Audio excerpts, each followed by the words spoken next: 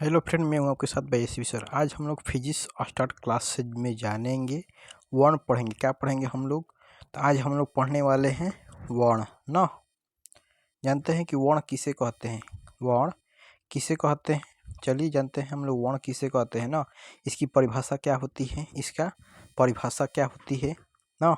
इसकी परिभाषा क्या होती है? इसकी परिभाषा क्या होता है? इसको कितने भागों में बांटा गया है ना। चलिए जानते हैं हम लोग ना। जानते हैं कि वर्ण किसे कहते हैं। अगर आप लोगों को थोड़ा सा अगर समझने में दिक्कत होगा तो हम इसका वीडियो इतना बेहतरीन तरह से समझा कर डाले हैं कि वहाँ से आप जाकर क्या देख सकते हैं। प्लेलिस्ट में जाइए और वहाँ से देख लीजिए। और बेहतरीन तरह से समझाए हैं, इंट्रोडक्शन डालिएगा तो वहाँ से क्या आप वीडियो आ जा सकती है ना। चलिए हम लोग चलते हैं, पढ़ते हैं हम लोग। चलिए हम लोग जानते हैं कि वर्ण किसे कहते हैं ना। मतलब वर्ण किसे कहते हैं? वर्ण भाषा की सबसे छोटी इकाई है। मतलब वर्ण भाषा की सबसे छोटी इकाई है जिसका खंड या टुकड़ा नहीं किया जा सकता है, उसे क्या कहते हैं? वर्ण कहते हैं। जिसे खंड या टुकड़ा न किया जाए, जिसे खंड या टुकड़ा नहीं किया जा सकता उसे क्या कहते हैं? जैसे हम लोग अ ले लिए, इसे खंडित कर सकते हैं। ई ले लिए, इसे खंडित कर सकते हैं।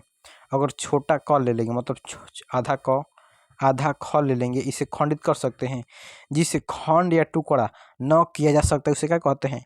वर्ण कहते हैं। आया समझ में? वर्ण किसे कहते हैं? जिन वर्ण के उच्चारण में जिन वर्ण के उच्चारण में जिन वर्ण के उच्चारण में खंड टुकड़ा न किया जा सके, खंड टुकड़ा न किया जा सके उसे क्या कहते हैं? खंड या टुकड़ा नहीं किया जा सकता उसे क्या कहते हैं? जिन वर्ण के उच्चारण में खंड या टुकड़ा नहीं किया जा सकता है उसे क्या कहते हैं? वर्ण कहते हैं। आया समझ? जैसे अ, आ, छोटा ई, बड़ा ई, मतलब छोटा ई, बड़ा ई, आधा क, आधा च, आधा प आएगा, ये सब क्या कहलाता है? तो वर्ण ही कहलाता है सब ना। सब क्या कहलाएगी? वर्ण ही कहलाएगा ना। आते हम लोग कि जैसे में आधा क दिया, यहाँ पे आधा क च दिया, आधा ट, आधा प, आधा त, आधा द, ये सब इत्यादि जितना बताया जाएगा उतना भी आएगा। क्या कहलाता है? वर्ण। जिसे खंड या टुकड़ा न किया जा सकता है। जैसे आधा क को खंडित कर सकते हैं? नहीं। आधा च को खंडित कर देंगे? नहीं। है हम अ लिख दिया, यहाँ पे अ को किस प्रकार से खंडित कर सकते हैं? नहीं कर सकते हैं। आधा क को लिख देंगे यहाँ पे तो खंडित कर सकते हैं? नहीं। जिसे खंड या टुकड़ा न किया जाए उसे क्या कहते हैं? वर्ण कहते हैं। क्या कहते हैं? तो वर्ण कहते हैं, वर्ण कहते हैं ना। आया समझ में? चलते हैं हम लोग नेक्स्ट पे चलते हैं कि दिया है कि वर्णमाला किसे कहते हैं। दिया है, क्या दिया है कि वर्णमाला ना, वर्णमाला किसे कहते हैं? वर्णमाला किसे कहते हैं? दिया है कि दिया है कि किसी भाषा की वर्णों का अक्षरों के व्यवस्थित रूप से वर्णमाला कहलाता है। मतलब वर्णों को व्यवस्थित रूप से सजाना ही क्या कहलाता है? वर्णमाला कहलाता है। जैसे में हम लोग फूल ले लिए, फूल ले लेंगे, बहुत सारे फूल रखे हैं, उस फूल को क्या करेगी कि माला के फॉर्म में अगर गुथ देंगे तो वो क्या कहला गया? माला कहलाएगा। फूलों को क्या कर दिए, एक डोरा में गुथ देंगे तो क्या कहला जाएगा? माला कहला जाएगा। उसी प्रकार वहाँ पे हम लोग का क्या दिया है यहाँ पे कि हम लोग का दिया है यहाँ पर कि वर्णमाला। वर्णमाला मतलब वर्णों को क्या करेंगे? एक सब मतलब एक वर्णों को अक्षरों के रूप में क्या करेंगे? व्यवस्थित कर देंगे तो क्या कहला रहा है? वर्णमाला कह रहा है। सभी वर्ण को क्या करेंगे? एक ठान ले आकर रख देंगे तो क्या कहलाएगा? वर्णमाला कहलाएगा ना। यहाँ पे दिया है, यहाँ पे दिया है कि किसी भाषा की वर्णों या अक्षरों को व्यवस्थित रूप से सजाना ही क्या कहलाता है? वर्णमाला कहलाता है ना। इनकी अगर हिंदी में कुल संख्या बोलेंगे तो कितना होता है? वर्णों की 52 होता है। इसकी कुल अक्षरों की संख्या कितनी होती है? इसकी कुल अक्षरों की संख्या कितना होता है? तो 52 होता है ना। इसकी कुल अक्षरों की संख्या कितना होता है? तो 52 होता है। कितना होता है कुल अक्षरों की संख्या? तो 52 होता है ना। कुल अक्षरों की संख्या कितने होता है? तो 52 होता है। चलते हम लोग क्या नेक्स्ट में इसकी भेद में जानेंगे ना। इसका भेद जानते हैं कि इसका भेद कितना होता है। ये जो भेद दिया हम लोग का कि भेद कितना होता है, जानना तो अति आवश्यक है। चलते हम लोग भेद जानते हैं कि इसका भेद कौन कौन है ना। चलते हम लोग भेद में जानते हैं कि भेद कौन कौन से है। भेद अगर जानते हैं कि वर्ण के 2 भेद होते हैं। वर्ण के कितने भेद होते हैं? 2 भेद होते हैं। कौन कौन? स्वर वर्ण, स्वर वर्ण और व्यंजन वर्ण। वर्ण के कौन कौन भेद? स्वर वर्ण और व्यंजन वर्ण। कौन कौन होता है? स्वर वर्ण और एक दूसरा आता है हम लोग का व्यंजन वर्ण ना। आज हम लोग और पढ़ेंगे तो क्या पढ़ेंगे हम लोग? तो आज अभी हम लोग पढ़ेंगे, तो अभी हम लोग पढ़ने जा रहे हैं, अभी हम लोग पढ़ेंगे स्वर वर्ण को पढ़ेंगे। क्या पढ़ेंगे? तो हम लोग स्वर वर्ण को पढ़ेंगे। अभी हम लोग को पढ़ेंगे तो स्वर वर्ण पढ़ते हैं ना। चलिए जानते हैं कि स्वर वर्ण किसे कहते हैं। जिन वर्ण के उच्चारण में मतलब जिन वर्ण के उच्चारण मतलब जिन वर्णों के उच्चारण में दूसरे वर्ण की सहायता नहीं ली जाती है उसे क्या कहते हैं? स्वर वर्ण कहलाता है। मतलब जिन वर्ण के उच्चारण में ना, जब कोई हम वर्ण ले लेंगे, वर्णों को क्या करेंगे? उच्चारण करेंगे, तो उच्चारण करते समय दूसरे वर्ण की क्या करेंगे? सहायता नहीं ली जाती, उसे क्या कहलाता है? स्वर वर्ण कहलाता है। क्या कहलाता है? स्वर वर्ण कहलाता है। जिन वर्ण के उच्चारण में किसी दूसरे वर्ण की सहायता नहीं ली जाती उसे क्या कहते हैं? स्वर वर्ण कहते हैं ना। इनकी कुल संख्या की बात करते हैं तो कितना होता है? तो 11 होता है। कौन कौन? तो कौन कौन होता है?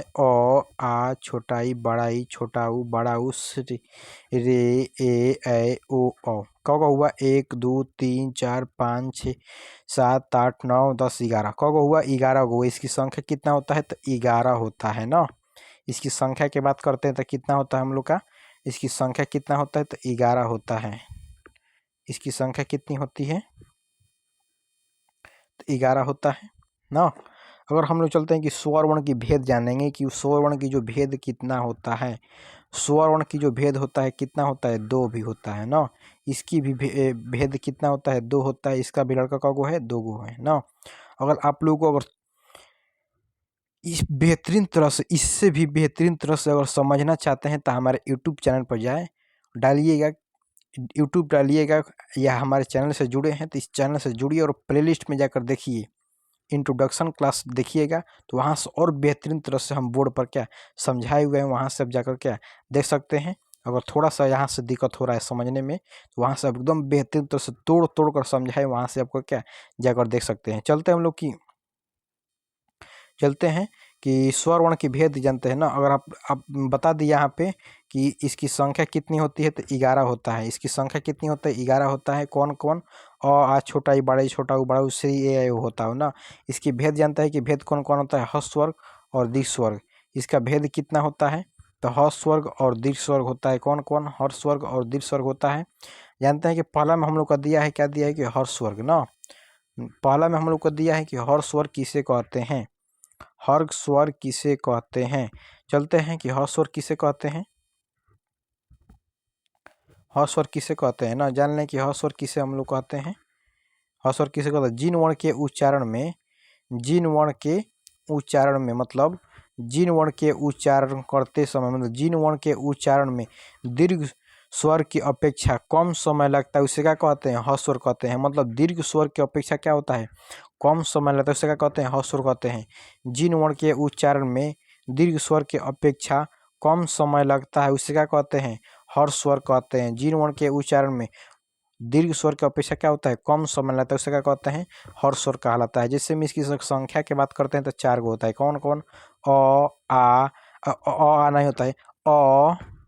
छोटा ई, छोटा ऊ और श्रे मतलब रे। आ, छोटा ई, ऊ और रे क्या कहता है? ये सब की इनकी संख्या अगर बात है कि हर्ष स्वर की संख्या कितनी होती है तो 4 गो होती है ना।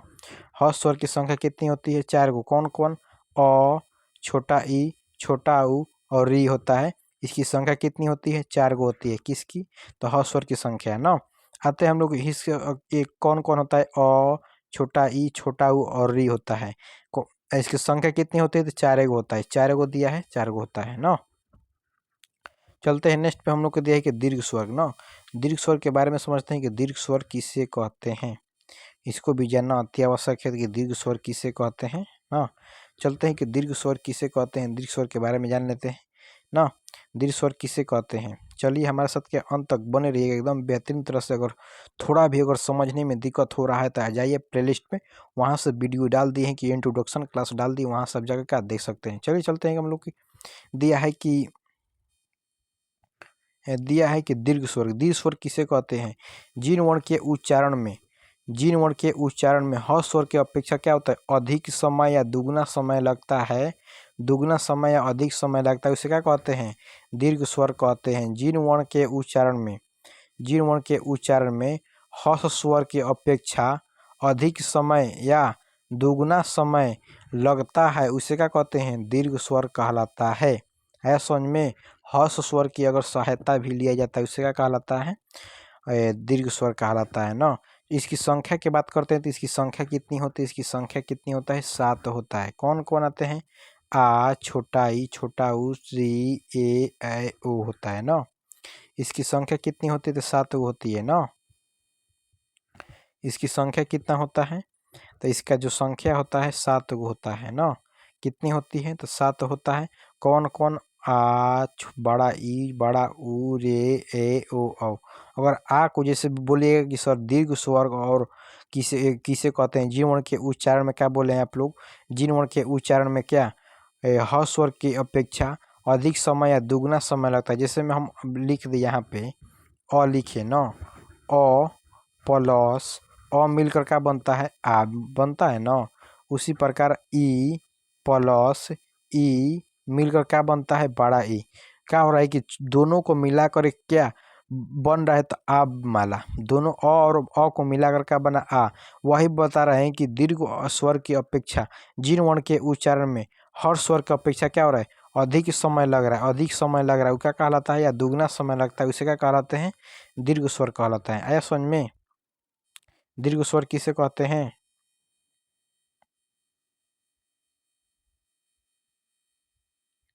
और इसकी मात्रा की बात करते हैं कि दीर्घ स्वर की क्या करते हैं कि मात्रा के बारे में जानते हैं। दीर्घ स्वर की मात्रा के बारे में जानते हैं। अ का मात्रा होता है क्या? कुछ नहीं होता है। आ का मात्रा एक पाई होता है। ई की मात्रा इधर से होती है और बड़े ई की मात्रा इधर से होती है ना, इधर से होती है बड़े ई की मात्रा। ऊ का मात्रा ऐसे होता है और बड़ा ऊ का मात्रा ऐसे होता है। और री का जो मात्रा होता है, री को ऐसे जैसे कृपा लिखेंगे तो कृपा के नीचे क्या होता है? नीचे र लग जाता है, यही र होता है। जो र है क्या, इसको क्या बोलते हैं? र बोलते हैं ना। क्या बोलते हैं हम लोग? तो र बोलते हैं। अगर ए देगा तो ए को क्या कहते हैं? ए ऐसे देता है, ए लिखते हैं दो। अगर ए देगा तो तू को ऐसा ही बना देंगे। ओ देगा तो ऐसे बना देंगे। क्या करेंगे? तो ऐसे लिख देंगे। ओ को क्या करेंगे? तो ऐसे लिख देंगे ना। अगर औ देगा तो औ को क्या करेंगे? तो औ को हम लोग लिख देते हैं,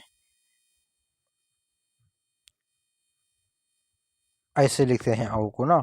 ये क्या एकदम समझा दिया, बेहतरीन तरह से समझाया है। यहाँ पे देख लीजिए, हम आपको दिखा देते हैं ना।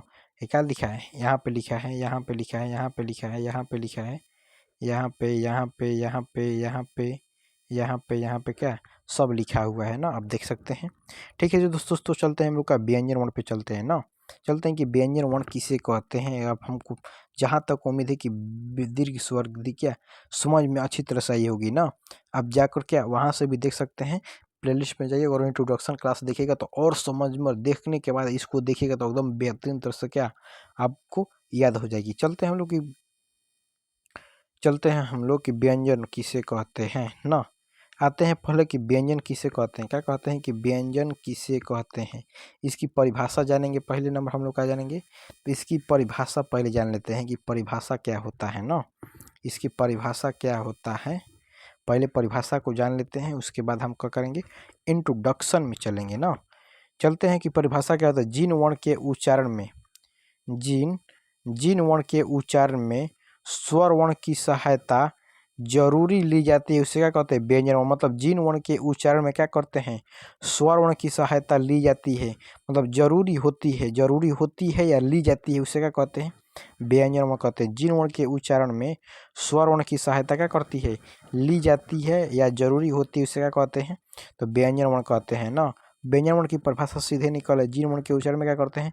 स्वर वर्ण की सहायता ली जाती है। जैसे में हम क लिखें तो क को हम तो यहाँ पे लिख दिए हैं, हमने क्या किया? तो क्या यहाँ पे क्या लिख दिए कि क लिख दिए ना। अगर हम क को तोड़ेंगे तो क्या होता है कि आधा क प्लस क्या हुआ? अ। इसमें है जो क हमारा निकाला था क्या हुआ? व्यंजन वर्ण हुआ ना। और जो हमारा अ है ई का हुआ, स्वर ही न हुआ। तो वही दिया है कि बोल रहा है कि स्वर वर्ण व्यंजन वर्ण बोल रहा है कि जिन वर्ण के उच्चारण में क्या करते हैं, स्वर वर्ण की सहायता ली जाती है, उसे क्या कहते हैं, व्यंजन वर्ण कहते हैं। ऐसा समझ में, व्यंजन वर्ण किसे कहते हैं, जिन वर्ण के उच्चारण में क्या करते हैं, स्वर वर्ण की सहायता क्या करते हैं, ली जाती है, उसे क्या कहते हैं, व्यंजन वर्ण कहते हैं। जहाँ तक उम्मीद है कि आप लोगों को क्या हुआ कि एकदम बेहतरीन तरह से समझ में आया होगा। चलते हैं हम लोग नेक्स्ट पे चलते हैं।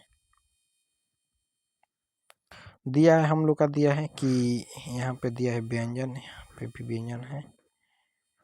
चलिए चलते हैं कि दिया है कि जिन वर्ण के उच्चारण में, जिन वर्ण के उच्चारण में मतलब जिन वर्ण के उच्चारण में हस स्वर की जरूर मतलब स्वर वर्ण की सहायता ली जाती है, जिन वर्ण के उच्चारण में स्वर वर्ण की सहायता ली जाती है या जरूरी होती है, उसे क्या कहते हैं, व्यंजन वर्ण कहते हैं ना। इसकी अगर क ख ग घ च ट द ध म आदि क्या कहलाता है, व्यंजन वर्ण कहलाता है ना। चलते हैं, जिसमें हम यहाँ पे तुरंत बताए कि ग प्लस अ का हुआ, म इसमें हो गया, म प्लस अ ई का हो गया, अ हो गया स्वर वर्ण और म हो गया व्यंजन वर्ण। इसकी व्यंजन वर्ण की प्रकार कितनी होती है, व्यंजन वर्ण की प्रकार कितना होता है, तो प्रकार होता है क्या, 3 गो होता है। कौन कौन, स्पष्ट व्यंजन, अंतस्थ व्यंजन और ऊष्म व्यंजन ना। चलिए हम लोग जान लेते हैं कि यहाँ पे हम लोग को पहला दिया, हम लोग का क्या दिया है, अस्पष्ट व्यंजन। अस्पष्ट व्यंजन के बारे में पहले हम जान लेते हैं कि अस्पष्ट व्यंजन किसे कहते हैं। चलिए जानते हैं हम लोग कि अस्पष्ट व्यंजन के बारे में जान लेते हैं कि अस्पष्ट व्यंजन किसे कहते हैं ना। जो वर्ण मतलब अस्पष्ट व्यंजन, जो वर्णों जो व्यंजन वर्ण कंठ तालु मूर्धा दंत ओष्ठ की स्पष्ट से बोली जाती है, उसे क्या कहते हैं, अस्पष्ट व्यंजन कहते हैं ना। जिसमें क्या करते हैं, कंठ की, तालु की, मूर्धा की, दंत की, ओष्ठ की स्पष्ट से, जैसे कंठ है, तालु है, मूर्धा है, दंत है और ओष्ठ की मदद से बोली जाती है, उसे क्या कहते हैं, अस्पष्ट व्यंजन वर्ण कहते हैं। ऐसा समझ में, अस्पष्ट से बोली जाती है उसे क्या कहते हैं, अस्पष्ट व्यंजन वर्ण कहलाता है। इसकी संख्या की बात करते हैं तो 25 होती है। इसकी संख्या कितनी होती है, तो 25 होता है ना। इसकी संख्या कितना होता है, तो 25 होता है। पहला में हम लोग आते हैं कि आ जाते हैं हम लोग, पहला में दिया हम लोग का कवर्ग दिया है, चवर्ग टवर्ग तवर्ग पर। कवर्ग को क्या बोलते हैं, कंठ बोलते हैं। चवर्ग को तालु, टवर्ग को क्या बोलते हैं, मूर्धा, तवर्ग को क्या बोलते हैं, दंत और पवर्ग को क्या बोलते हैं, ओष्ठ बोलते हैं ना। पवर्ग को क्या बोलते हैं हम लोग, ओष्ठ बोलते हैं ना। चलते हैं पवर्ग, कवर्ग में क्या क्या होता है, क आता है, ख आता है, ग घ अंग आ जाता है। चवर्ग में ट छ ज च छ ज झ ई आता है। टवर्ग में त थ द ध अण आ जाता है। तवर्ग में त थ द ध न। पवर्ग में प फ ब भ म आ जाता है। ऐसा समझ में। अगर हम लोग बोल देंगे कि कवर्ग को क्या कहते हैं, कवर्ग को क्या कहते हैं, तो कंठ कहते हैं। क्या कहते हैं कवर्ग को हम लोग, तो कवर्ग को क्या बोलते हैं हम लोग, तो कंठ बोलते हैं ना। कवर्ग को क्या बोलते हैं हम लोग, कंठ बोलते हैं। कवर्ग को क्या बोलते हैं हम लोग, कंठ बोलते हैं ना। चौर को क्या बोलते हैं, तो तालु बोलते हैं। चौर को क्या बोलते हैं हम लोग, तो तालु बोलते हैं ना।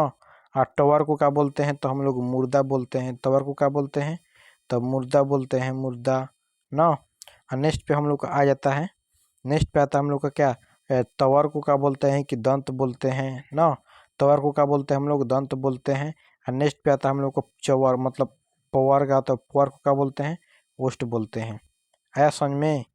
पवर को क्या बोलते हैं, कवर को कवर को, कवर को क्या कहते हैं, कंठ। चवर को कंठ, चवर को तालु, टवर को मुर्दा, तवर को दंत और पवर को ओष्ठ। ऐसा समझ में। अगर बोल दे कि ध का उच्चारण शब्द क्या हुआ, दंत। म का उच्चारण शब्द ओष्ठ। अंग का उच्चारण शब्द कंठ न। झ का उच्चारण शब्द तालु। ब का उच्चारण शब्द ओष्ठ। ढ का उच्चारण शब्द, ढ का उच्चारण शब्द मुर्दा। ज का उच्चारण शब्द तालु। य का उच्चारण शब्द तालु। भ का उच्चारण शब्द ओस्ट। क का उच्चारण शब्द कंठ। घ का उच्चारण शब्द कंठ।